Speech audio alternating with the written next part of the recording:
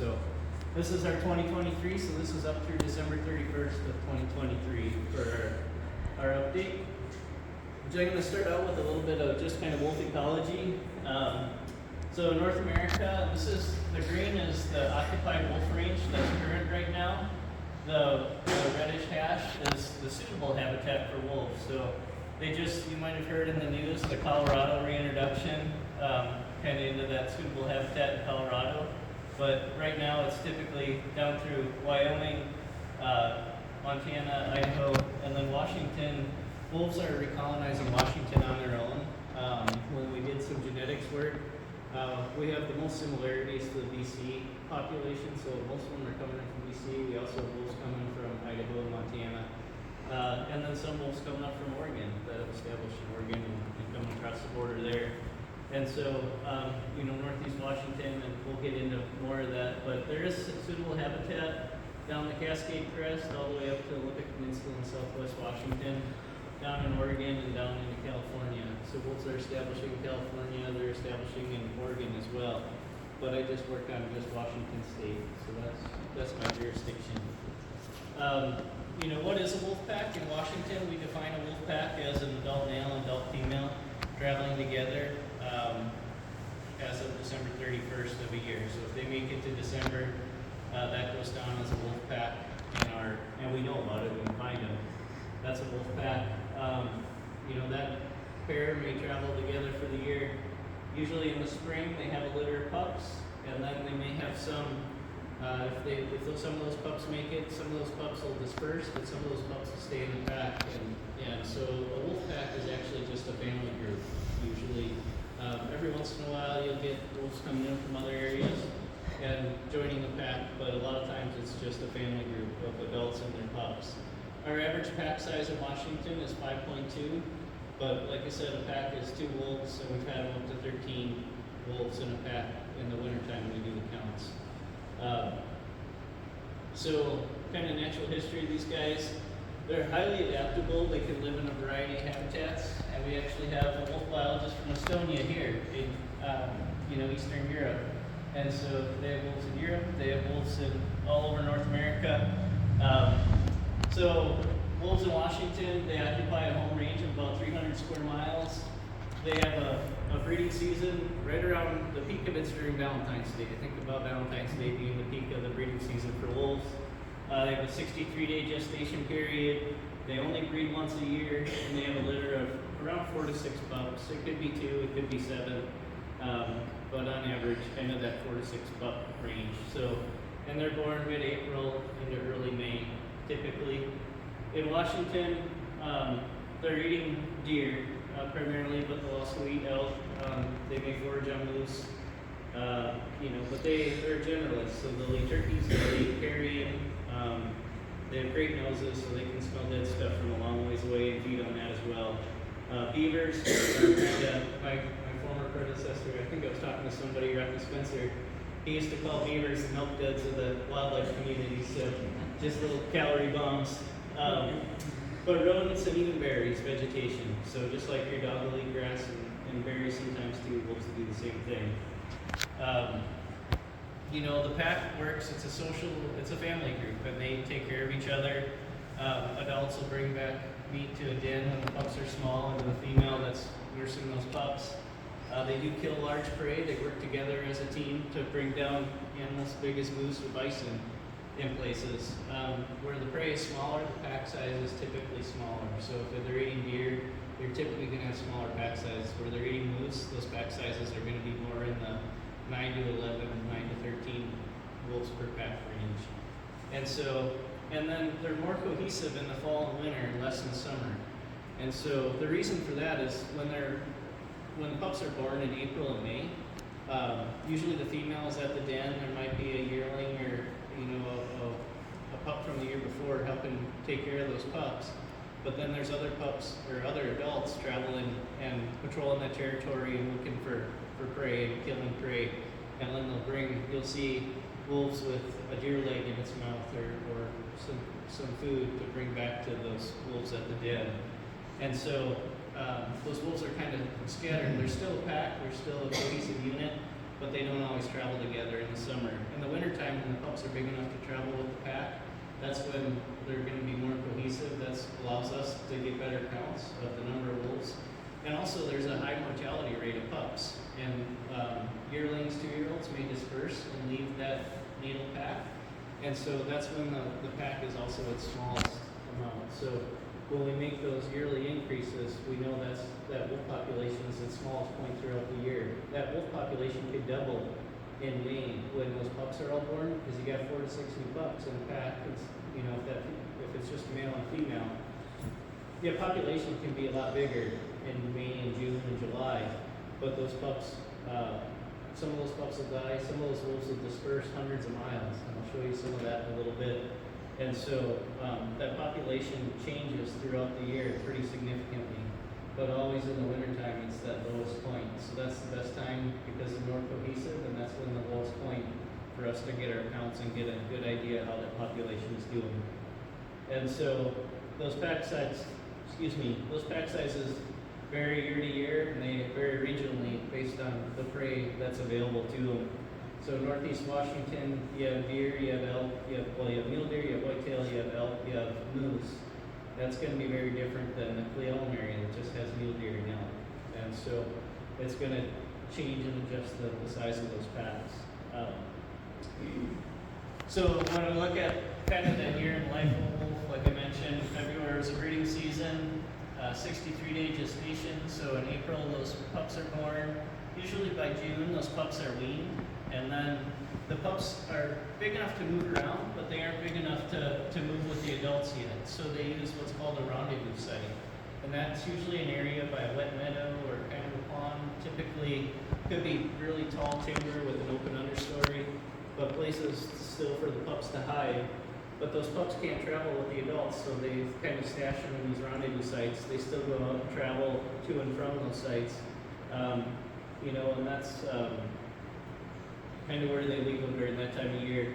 Usually by, you know, late August or September, some of those pups are going to be traveling. The pups are a lot more mobile, and so they might go several miles from that rendezvous site, but still come back to those spots so that the pack can gather. By October, you know, those pups are going to be traveling with the adults. They may not be actively hunting, but they're going to be running with the adults by October. And by December, they're almost full size. So they don't have a lot of mass to them. They might only be 60 pounds when we get to December. The adults will be anywhere between 80 and 100 pounds. But they still look full size by that time. So the status of Washington has kind of gone through some ups and downs. They were delisted in 2021, January 2021, but then there was a court case in California and they were federally relisted in the western 2/3 of Washington in February 10th of 2022. So everything west of Highway 97, Highway 17, and 395, everything west of there is all federally listed. Statewide, wolves are listed as endangered in Washington. So the whole state is listed at a state level endangered. Just the western 2/3 is federally listed. And so we did put forth we had to do a periodic status review, and you're supposed to do a periodic status review on endangered species every 5 years. Doesn't matter what species, it just happened, it'd been 15 years and we hadn't done one on wolves yet. And so we did our first periodic status review.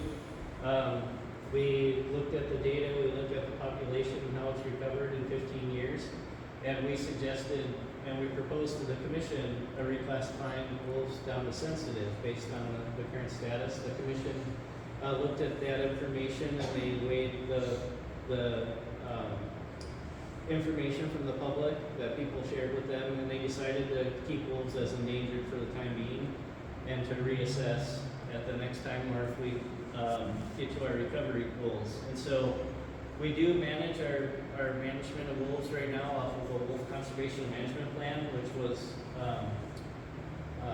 adopted in 2011 by the Fish and Wildlife Commission. And that does show us a roadmap to get to delisting. And so we have 3 different recovery regions, which is the North Cascades, the Eastern Recovery Region, and the South Cascades Northwest Coast. And the delisting requirements, I think I have it in here, but we're looking to see 4 successful breeding pairs in the Eastern Recovery Region, 4 successful breeding pairs in the North Cascades and 4 successful breeding pairs in the Southwest Coast, plus 6 successful breeding pairs anywhere in the state. And so, as you see when we look at this, and a successful breeding pair in Washington is defined as a male and female with at least 2 pups surviving to December 31st. So, pack of 4 wolves basically, that we know we have at least 2 pups in there and 2 adults. And so we do work in Washington that's in conjunction. So like the Caldwell Confederated Tribes of the Caldwell Reservation, the Spokane Tribe, Yakama Nation, all the tribes in Washington manage their own wolves on their lands. And so, but we try and work with them and share our information, and they share information of the number of wolves they have as well. And so we try and put all that together into the annual report each year. So for Washington, in 2023, we actually were able to collar 33 wolves in 22 different packs. So in the summertime, in a pack that's not collared, we have leg hold traps, and I should have grabbed one I have in my truck. And they're rubber padded, they're offset so they don't cut off circulation. And you gotta basically lure a wolf in with some lure, try and put a trap under their nose, and they step in it, and it grabs their foot, and it holds them there until we can dart out, mobilize them, and put a collar on them.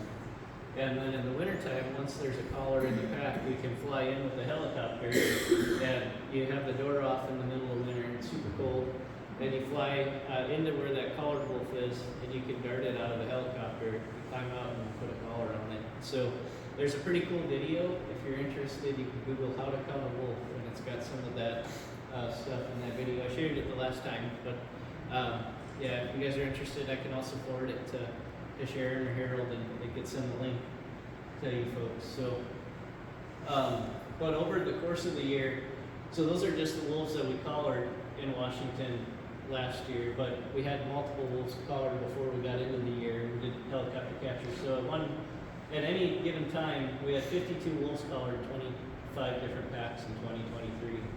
And I think we're probably hovering right now right around 40 wolves collared because we did trap some this summer. I don't have the official count, but, and it's probably closer to 20 packs now because we did our summer trapping, but I don't have the official count. So, but the status of wolves back December 31st of 2023 now. In Eastern Recovery Region, we had 20 successful breeding pairs. We had a minimum count of 209 wolves and 33 packs. And in the North Cascades, and for 3 consecutive years, we had 5 successful breeding pairs in there. Last year we actually had 6, but it was down to 5 this year.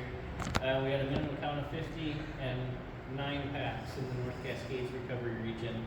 We did have our first wolf pack 2 years ago in the South Cascades, but that was down to 1 wolf. Something happened to the female that was in there.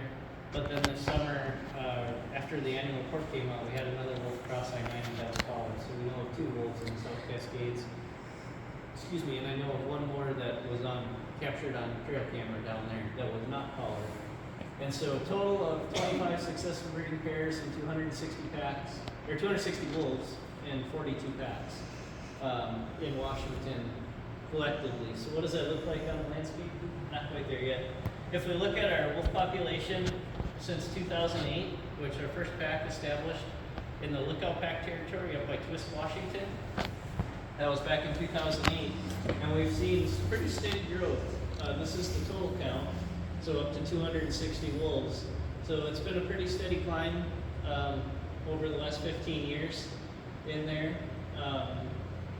And then this is how wolves are established in Washington now. So they're fairly saturated in the northeast part of the state with packs on the Caldwell, Confederated Tribes and Caldwell Reservation, and then up on the Forest Service and private timberland, private land in northeast Washington. And then down the Blue Mountains, there were 6 packs down there as well. And then the North Cascades is starting to fill in pretty well. These circles with hash, those are just single wolves that we have collared that aren't paired up with anybody right now, or they weren't when we did the counts. And so those wolves are maintaining a territory, but they just didn't have a mate with them at the time. So, and then we had this wolf that had a mate, but then something happened to her, and he was just still maintaining a territory down there. And then, so if we look at successful breeding pairs, it's kind of been a slow climb for the Eastern Recovery Region, that's in black. and this is the North Cascades. So it's kind of a slow trickle decline with successful breeding pairs in the North Cascades. I think in Northeast Washington, there's not quite as much of a migratory deer population. We have multiple prey species with moose, deer, elk, 2 species of deer. In the North Cascades, you primarily have a mule deer system with some moose up there. And so it's a little bit slower, I think, to grow and wolves to understand where the prey are moving at times. And there's a lot more people recreating in the North Cascades as well. And it's just a different kind of terrain. So they will continue to expand, but it's just been slower than what we'd expect. So this is the successful breeding pairs. These breeding packs are the ones that had pups that made it through December 31st, both in Northeast Washington, the Blue Mountains, and the North Cascades. So we still had 5 in there. We still met our recovery goals in 2 out of the 3 recovery regions that we have in Washington. We're still waiting to get successful breeding pairs in the South Cascades. And then we can start looking at downlisting based on plan requirements when we do get those 4 successful breeding pairs down here. These are the wolf dispersal movements that we have, and so it's tough to see on this screen, but you can see this wolf down here, 106M, moved all over the South Cascades, and this is one of the reasons I don't think we're super far off on the number of wolves we have down there. I don't think he would be quite as free to move in this area if there were packs filling in there and other wolves in that area. But he is zooming all over looking for a mate down there and just not super successful at finding one. This wolf was down here hanging out by himself, and this guy was just going from the Columbia River all the way to I-90 and back all summer long looking for a mate down there. So it was pretty interesting to see those movements. And we had a bunch of fisher cameras to document the fisher release and how the fisher population is doing. And the only wolf they got on camera was 106M, who were bouncing all around. So, you know, we might miss a wolf or 2, but I don't think we're missing a ton down in the South Cascades. But here in the North Cascades, we did have quite a bit of movement, more so than in years past.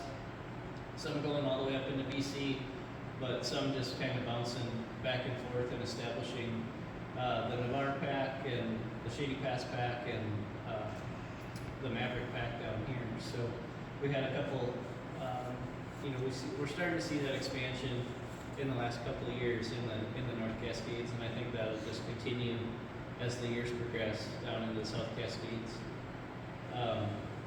But this is also just to show, these are just the locations of 106M.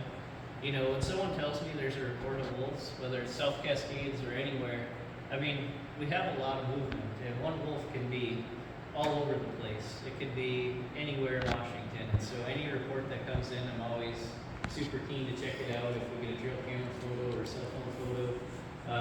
You know, I wouldn't discount it even if it was on the Olympic Peninsula just because of how much these things can move. And we are seeing movement in the South Cascades.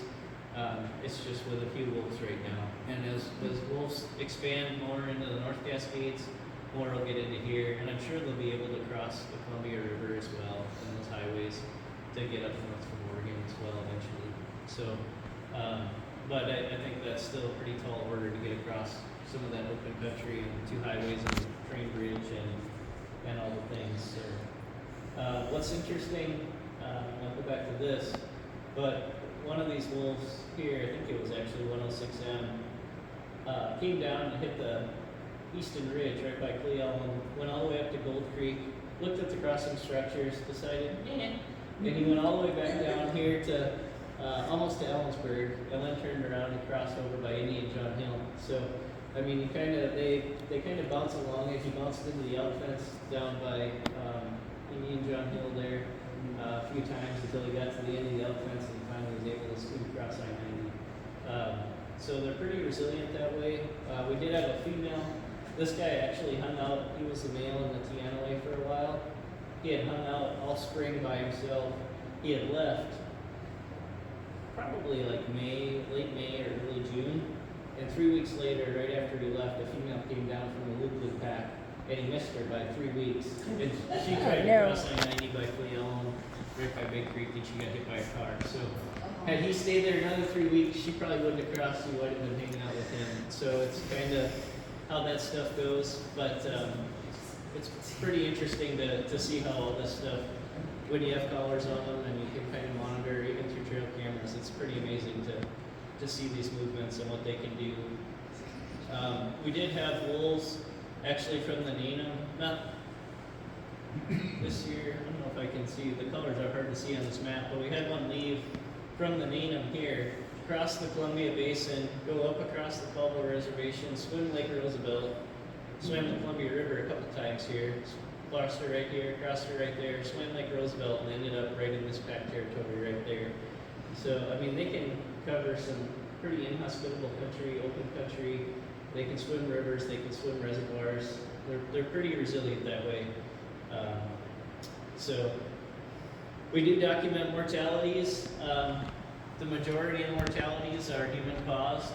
That's either through tribal harvest. The Spokane tribe and the Confederate tribes that follow the reservation do hunt wolves on their lands. We did have a couple agency removals, so that's when we have wolf livestock interactions. Department staff will go in and kill wolves from time to time. We had 2 of those last year. A Cottonee Act is where a producer in the eastern 1/3 of the state, where they're only state listed and federally delisted, a producer can protect his livestock and shoot a wolf in the act of depredating livestock. That did happen one time last year. We had 4 poaching incidents that are under investigation, 5 wolves hit by vehicles, and then 1 killed by a cougar. So that happens from time to time. It happens in Washington more than most other western states, which is kind of interesting. And then 1 was an unknown. We weren't sure why it actually died, but we put it in for necropsy, but it was too far down to tell. So a total 36 mortalities. This is just kind of a series of our minimum counts to kind of see how that population has grown each year. And if we look at the average growth rate of the wolf population in the last 15 years, it's grown at 23% a year. If we look at the annual growth rate, that ranges anywhere. When you have low numbers, it's easy to get those high growth rates. When the numbers start building, it's a lot harder to get those high growth rates. So it's come down a lot. 6, 3, 14, 24, just kind of depends on the year and how that population grows. This last year it grew at 20% per year, but the previous year was at 5%. So that kind of ebbs and flows each year. And then our wolf mortality, we just document that each year. And as the population grows, we'd expect more wolves to die. So, but not out of the ordinary. Last year was 14% of the human population that we had. And then, about 15 to last year was 21% of the packs. So depredated, had an incident, at least 1 incident depredating on livestock. So that also means 79% of our packs, even though they overlap livestock, don't have any interactions with livestock at all. So it's, but 21%, I think it was 7 packs maybe last year out of the 42 ended up depredating, having at least 1 depredation, but we only did removals in 1 pack last year. And so those interactions that we have, we try and intervene. We have a wolf livestock interaction protocol if you're interested in kind of how we make that decision, whether we go to lethal removal. We actually have a wolf livestock interaction protocol that kind of documents the non-lethal tools that we would hope the producers would be using in different occurrences and different situations. And then also when we would actually go to lethal removal. We spend a lot of money trying to get producers signed up for cooperative agreements where we can help cost share range riders or tools like flattery, and we can share a rag box, which is radioactivated guard. If we have a collar in the back, and he can put that in a smaller pasture, and if the wolf comes close, it'll play loud music and flash lights to try and scare that wolf away, and also notify the producer if he's in that area. I do love the ambiance of the bugling up there. It is pretty good. I'm sitting here just getting closer and closer and closer. That's awesome. Yeah, so we also fund range riders, so we're actually paying people to go out and watch livestock, and we spend a fair amount of money on that.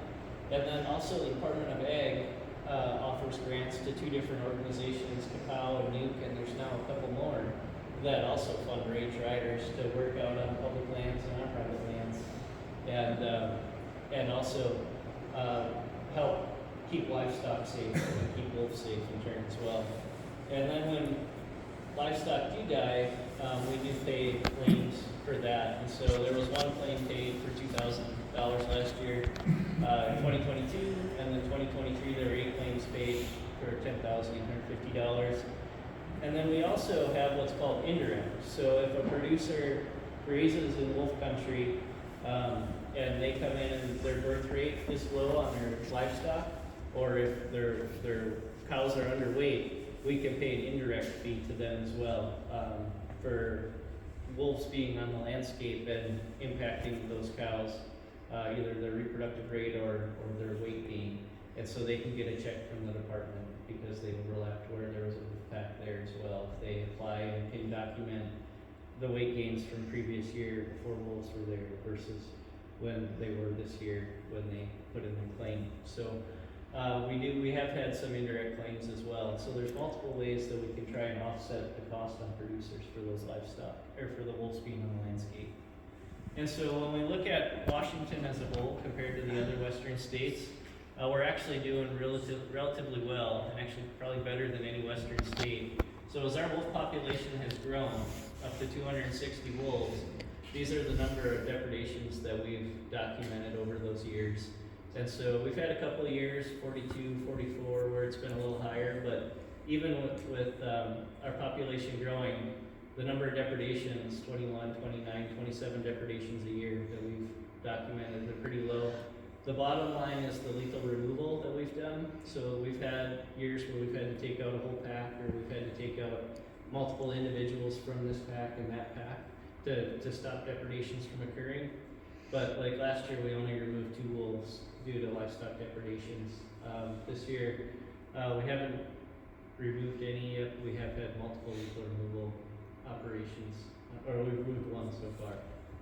We do have 1 currently going on right now on lethal removal operations. So it does happen, and unfortunately, when wolves are on the landscape, you're gonna have interactions, and you're probably gonna have to remove some wolves from time to time. You're gonna lose livestock. There's no way to avoid that. But if we can keep those numbers down and low, then that's the best we can hope for, with having wolves and livestock on the landscape at the same time.